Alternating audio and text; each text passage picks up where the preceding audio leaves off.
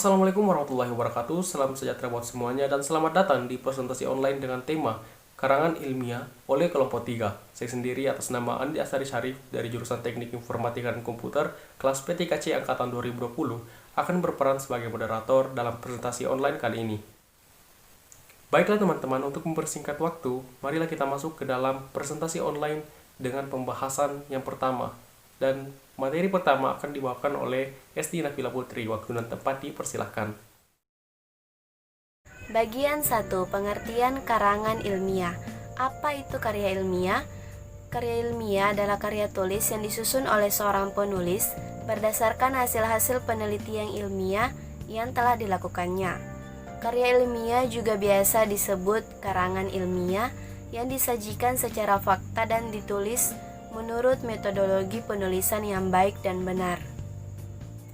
Suatu karya tulis akan lebih bermakna bila dapat dibaca dan dipahami oleh orang lain yang membacanya, serta bila mungkin dapat juga tersebar secara lebih meluas sesuai dengan sasaran atau target audiensinya. Kita menyusun suatu karya tulis dengan maksud agar dapat dibaca oleh orang lain, baik untuk orang tertentu, golongan masyarakat tertentu, atau masyarakat luas. Terima kasih kepada Saudari Esti Nabila Putri yang telah membacakan materi pertama. Kita lanjut ke materi yang kedua yang akan dibawakan oleh Saudara Muhammad Alif Suhendri. Waktu dan tempat dipersilahkan.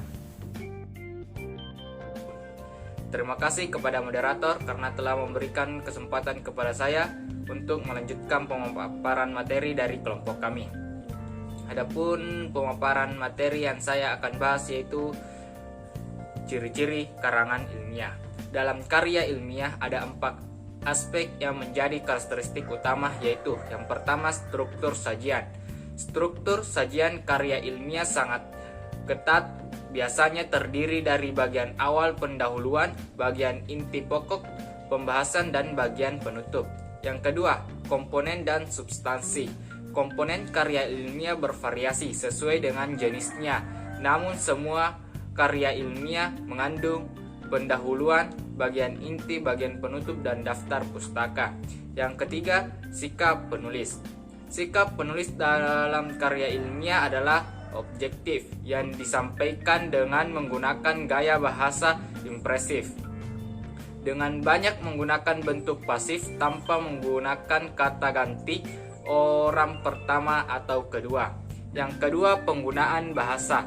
Bahasa yang digunakan dalam karya ilmiah adalah bahasa tidak baku yang tercermin dari pilihan kata atau istilah dan kalimat-kalimat yang efektif dengan struktur Terima yang kasih baku. kepada Saudara Muhammad Alif Suhendri yang telah membawakan materi yang kedua.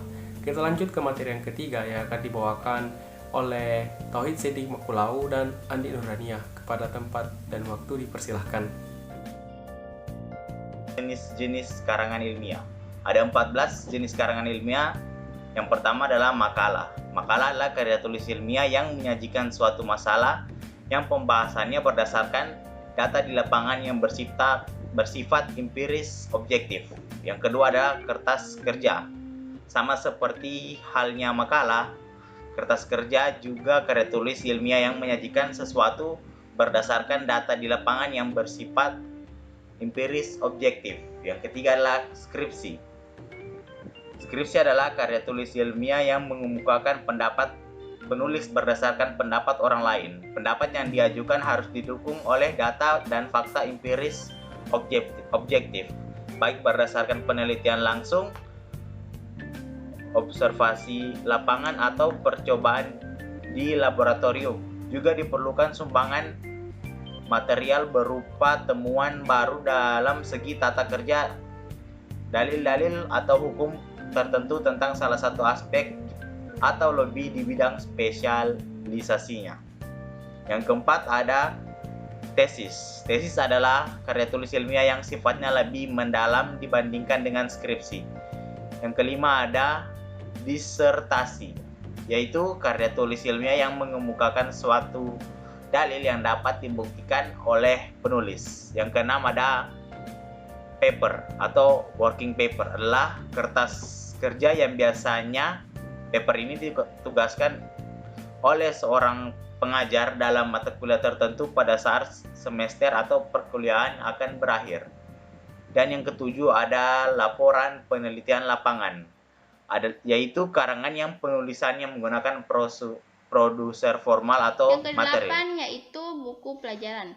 Buku pelajaran adalah bahan atau materi yang dituangkan dalam bentuk buku dan digunakan sebagai pedoman atau pegangan dalam proses belajar mengajar. Yang kesembilan yaitu modul.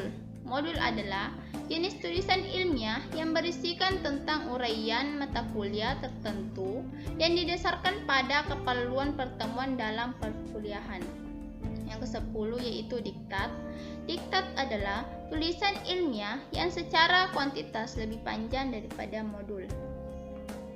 Yang ke-11 yaitu artikel. Artikel merupakan karya tulis lengkap seperti laporan berita atau esai di majalah, surat kabar, dan sebagainya. Artikel adalah sebuah karangan prosa yang dimuat dalam media massa yang membahas isu tertentu, persoalan, atau kasus yang berkembang dalam masyarakat secara luas. Yang ke-12 yaitu esai. Esai adalah ekspresi tertulis dari opini penulisnya. Sebuah esai akan makin baik jika penulisnya dapat menggabungkan fakta dengan imajinasi, pengetahuan dengan perasaan, tanpa mengedepankan salah satunya. Yang ke-13 yaitu opini.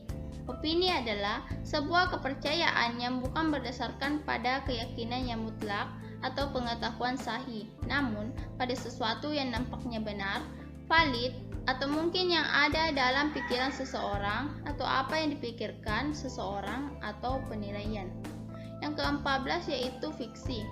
Satu ciri yang pasti ada dalam tulisan fiksi adalah isinya yang berupa kisah rekaan. Kisah rekaan itu dalam praktik penulisannya juga tidak boleh dibuat sembarangan. Unsur-unsur seperti penokohan, plot, konflik, klimaks, setting, dan sebagainya adalah hal-hal penting yang memerlukan perhatian tersendiri.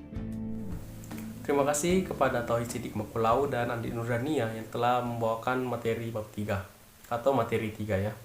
Jadi kita lanjut ke materi yang keempat yang akan dibawakan oleh Herdiansyah Ramadan. Kepada saudara waktu dan tempat dipersilahkan.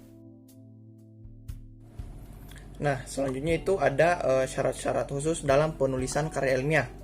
Nah, di sini ada 8 syarat khusus dalam menulis karangan ilmiah. Yang pertama itu komunikatif, yang kedua bernalar, yang ketiga logis, yang keempat ekonomis, yang kelima berdasarkan landasan teori yang kuat, yang keenam relevan dengan disiplin ilmu yang bersangkutan, yang ketujuh mempunyai sumber teori yang mutakhir, dan yang terakhir itu harus bertanggung jawab. Terima kasih kepada Herdiansyah Ramadan yang telah membawakan materi 4. Kita lanjut ke materi yang kelima yang akan dibawakan oleh saudari Cerin Cantika. Waktu dan tempat dipersilakan. Baik, saya akan menjelaskan mengenai ciri-ciri penulisan karya ilmiah. Di sini ada 4 ciri penulisan karya ilmiah, yang diantaranya adalah yang pertama, yaitu struktur sajian. Struktur sajian itu sangat ketat. Biasanya terdiri dari bagian awal atau bagian pendahuluan, lalu yang kedua bagian inti atau pokok pembahasan dari karya ilmiah tersebut, dan bagian penutup. Ciri yang kedua adalah komponen dan substansi. Komponen karya ilmiah bervariasi sesuai dengan jenisnya. Namun, semua karya ilmiah pasti terdiri dari pendahuluan, bagian inti, bagian penutup, juga bagian daftar pustaka. Selanjutnya, ciri yang ketiga adalah sikap dari penulis. Sikap dari penulis karya ilmiah adalah harus objektif, yang disampaikan dengan menggunakan gaya bahasa impersonal, dengan banyak menggunakan bentuk kata yang pasif, tanpa menggunakan kata ganti untuk orang pertama atau kedua. Dan ciri yang terakhir atau yang keempat adalah penggunaan bahasa. Bahasa yang digunakan dalam penulisan karya ilmiah adalah bahasa baku, yang tercermin dari pilihan kata atau istilah dan kalimat-kalimat yang efektif dengan struktur yang Terima kasih baku. kepada saudari Cerin Cantika yang telah membawakan materi 5. Dan untuk sesi yang terakhir akan ada kesimpulan yang akan dibawakan oleh Andit Henry Ajeng Ahlia Elena. Waktu dan tempat dipersilahkan. Di sini saya akan membahas tentang kesimpulan. Dari pembahasan yang telah dipaparkan pada bab 2, maka dapat disimpulkan bahwa karya ilmiah adalah karya yang ditulis yang disusun oleh seorang penulis. Berdasarkan hasil-hasil penelitian ilmiah yang telah dilakukan, karya ilmiah juga bisa disebut dengan karangan ilmiah yang disajikan secara fakta dan ditulis menurut metodologi penulisan yang baik dan benar. Karena itu merupakan suatu pembelajaran ketika akan membuat karya ilmiah yang kedua, ketiga, dan selanjutnya. Karya ilmiah mempunyai beberapa jenis seperti makalah, kertas kerja, skripsi, tesis, disertai dengan artikel, esai, opini, dan fiksi, dan lain-lain. Adapun tujuan dari penulis karya ilmiah antara lain untuk menyampaikan gagasan, memenuhi tugas dalam studi, untuk mendiskusikan gagasan dalam suatu pertemuan, mengikuti perlombaan, serta untuk menyebarluaskan ilmu. Bagi penulis, menulis karya ilmiah bermanfaat untuk meningkatkan keterampilan membaca dan menulis, berlatih mengintegrasikan berbagai gagasan dan menyajikan secara sistematis, memperluas wawasan, serta memberikan kepuasan intelektual. Terima kasih kepada Andi Tendri Ajeng Ahli Elena yang telah membawakan materi kesimpulan dengan sangat baik. Dan inilah akhir dari video presentasi online kelompok kami. Bila ada kesalahan kata dan kesalahan lainnya mohon dimaafkan, dan terima kasih atas perhatian dalam menyimak video ini.